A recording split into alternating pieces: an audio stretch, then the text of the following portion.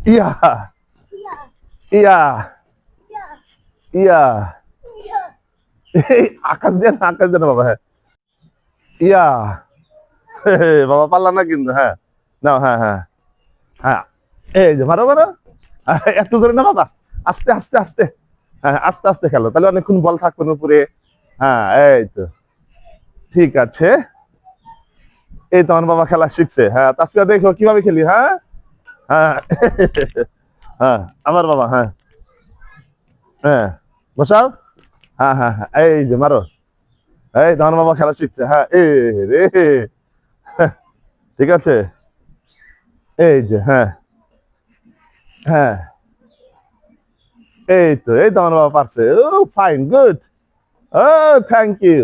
এই যে হ্যাঁ হ্যাঁ হ্যাঁ হ্যাঁ হ্যাঁ আমার বাবার সামনে দুটো দাঁত নাই, যখন আ করে মনে হয় বিচ্ছু খাইবো।